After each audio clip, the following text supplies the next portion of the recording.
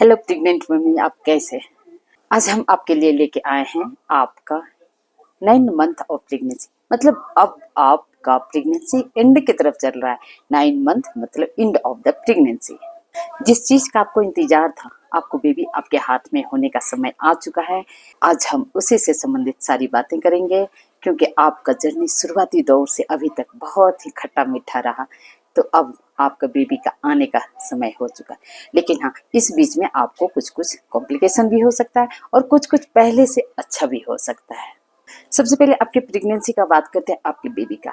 आपका बेबी अब लगभग बन के रेडी हो चुका है और आपका बेबी 9 मंथ में लगभग 2-2.5 kg से लगभग 3-3.5 kg तक बन चुका है। बेबी अब अपना पोजीशन लेने के लिए तैयार हो चुका है। बेबी अब पेल्विस रीजन में, अगर बच्चा का सिर नीचे है, पैर ऊपर है, तो बच्चा का सिर अब पेल्विस रीजन में आना स्टार्ट हो चुका है। और अगर ब्रीच है तो फिर आपको इसके लिए सिजेरियन के लिए तैयार होना पड़ेगा।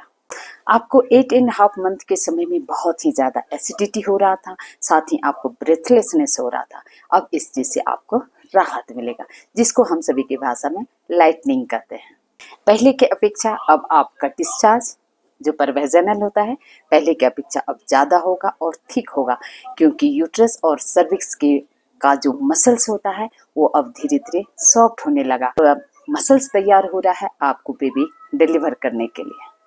इस डिस्चार्ज से आपको थोड़ा भी परेशानी नहीं होना चाहिए, क्योंकि ये आपका इंडिकेशन दे रहा है अब डिलीवरी के लिए, और ये आपको अब वेजाइनल इन्फेक्शन से भी राहत मिलने वाला है। इस डिस्चार्ज से आपको बिल्कुल नहीं डरना है, ये आपका गुड साइन है। डिलीवरी का जितना भी मसल्स होता है सारे रिलैक्स हो रहे हैं, सॉफ्ट हो रहे हैं, इसलिए ये डिस्चार्ज ज़्यादा हो रहा है। अब आपको वाटर रिटेंशन ज़्यादा होगा।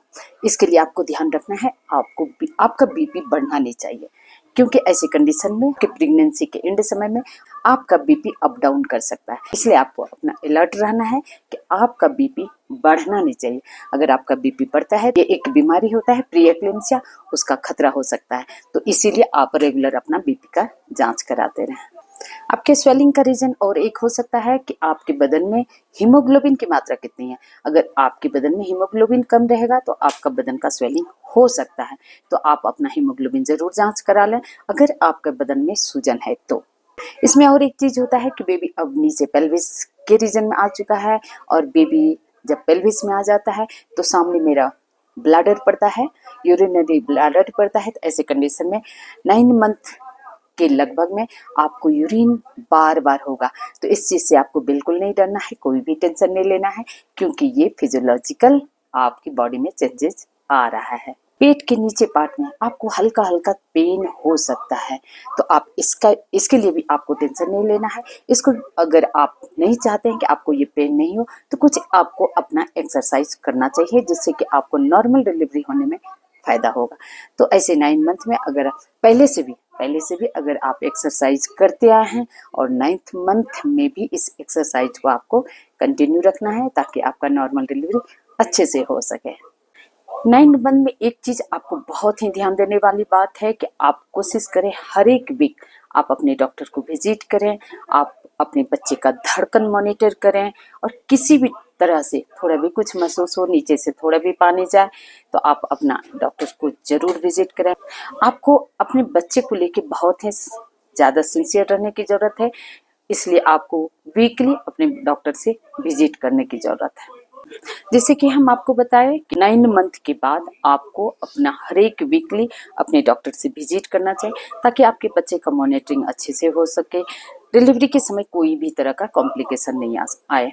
साथ ही ये भी ध्यान देने वाली बात है कि 9 मंथ के समय में आपका अचानक लीकिंग हो सकता है। थोड़ा भी प्रेशर अगर नीचे पार्ट में पड़ेगा तो आपको लीकिंग हो सकता है। अगर आपको ये लगता है कि यूरिन वाले रास्ता से ना होके नीचे वाले रास्ता से परवेजनल हो रहा है, तो तुरंत आपको अपने डॉक्टर से मिलने की जरूरत है। ये बहुत ही अलर्ट रहने वाली बात है। और एक आपको बहुत ही नोटिस करने वाली बात है कि आपको अपने से बच्चे का मूवमेंट होना बहुत जरूरी है। आपको अब हर एक घंटा में फील करने की जरूरत है कि आपके बच्चे का मूवमेंट अच्छे से हो रहा है कि नहीं। आपके बच्चे का मूवमेंट 1 घंटा में कम से कम 3 बार 4 बार जरूर होना चाहिए। अब उतना लंबा लंबा देर के लिए मूवमेंट नहीं होगा, जैसे कि हम पहले बताए कि अब सारा चीज फिक्स्ड हो चुका है, हेड बदन उसका अब बड़ा हो चुका है, इसलिए आपको पता चलेगा हाथ और पैर हिलने का। अगर आपका बच्चा 1-2 घंटा के बीच में भी आपको नहीं पता चल रहा है कि आपके बच्चे का मूवमेंट हो रहा है, तो आप घर में अपना पहले कर लीजिए, कुछ पोजीशन चेंज कीजिए, कुछ खा पी के देखिए, कुछ देर रेस्ट कीजिए। इसके बाद भी अगर आपको बच्चे का मूवमेंट नहीं पता चलता है, तो तुरंत आपको अपने डॉक्टर से मिलना चाहिए। बहुत ही इंपॉर्टेंट बात कि अगर आपको 9 मंथ में हेडेक हो रहा है, मान लीजिए कि आप हेडेक का माथा दर्द का कुछ दवा खाए, फिर भी आपका हेडेक कम नहीं हुआ, वो कंटिन्यू हेडेक रह गया, तो तुरंत आपको अपना बीपी का जांच कराना चाहिए।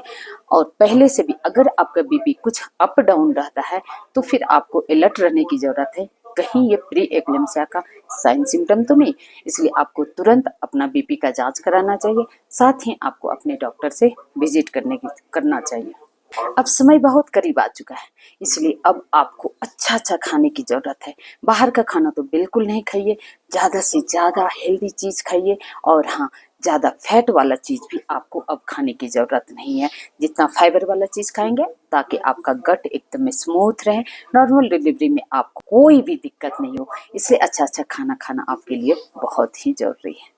चूंकि 9 मंथ चल रहा है और आपका प्लान हो रहा है नॉर्मल डिलीवरी करने के लिए, इसलिए आपको मॉर्निंग वॉक, इवनिंग वॉक आपको कंटिन्यू रखना पड़ेगा। और अपना एक्सरसाइज, जो आपको एक्सरसाइज आपके डॉक्टर जैसा जैसा बता रहे हैं, आपको अपना एक्सरसाइज कंटिन्यू रखना पड़ेगा, तभी आपको नॉर्मल डिलीवरी में ये सपोर्ट करेगा। आपको ये बताएं हम कि ये जो एक्सरसाइज होता है, आपको नॉर्मल डिलीवरी के समय जितना भी मसल्स होता है, उसमें मसल्स का बहुत ही ज़्यादा रोल होता है। तो ऐसे कंडीशन में आपके मसल्स को रिलैक्स रखता है, इसलिए आप एक्सरसाइज कर रहे हैं तो उसको आप कंटिन्यू कीजिए।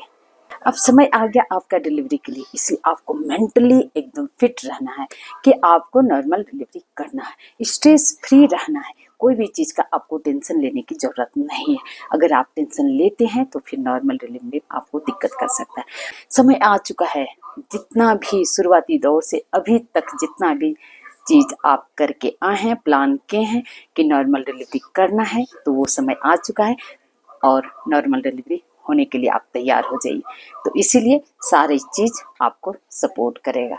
नॉर्मल डिलीवरी सिर्फ आपके सहयोग से होगा, आपके डॉक्टर, आपके स्टाफ सिर्फ आपको सपोर्ट करेंगे, और नॉर्मल डिलीवरी तो आपको करनी है। इसलिए आपको टेंशन फ्री रहना है, स्ट्रेस फ्री रहना है, तभी आपका नॉर्मल डिलीवरी हो पाएगा। और हाँ, बहुत इम्पोर्टेंट बात, नेगेटिव चीज़ बिल्कुल आपको नहीं सोचना, किसी के बारे में नहीं सोचना है।